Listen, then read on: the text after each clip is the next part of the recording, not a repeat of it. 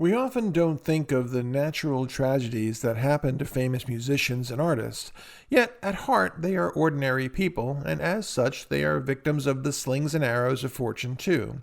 With that, Led Zeppelin's Robert Plant suffered a significant loss in the late 1970s.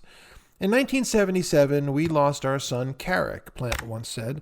He was only 5 years old. I'd spent so much time trying to be a decent dad, but at the same time I was really attracted to what I was doing in Zeppelin. Karac had died of a stomach virus when Zeppelin had been on tour in America. Plant added, so when he bowed out, I just thought, what's it all worth? What's that all about? Would it have been any different if I was there, if I'd been around?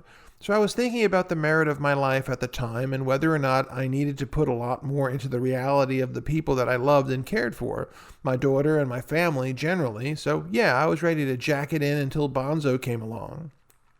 Unsurprisingly, Plant had felt an enormous sense of guilt around the fact that he had not been around to help his family during the tragic loss of their son. It appears that he was willing to stop all proceeds with Zeppelin and instead turn to a more family-oriented pastoral life.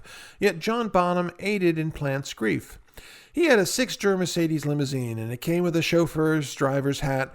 Plant said, we lived 5 or 6 miles apart, not far from here, and sometimes we'd go out for a drink. He'd put the driver's hat on, and I'd sit in the back of his stretched Mercedes, and we'd go out on the lash. Then he'd put his hat back on and drive me home. He added, of course, he'd been 3 sheets to the wind, and we'd go past cops, and they'd go, there's another poor fucker working for the rich. But he was very supportive at the time, and his wife and the kids, so I did go back to Zeppelin for one more flurry.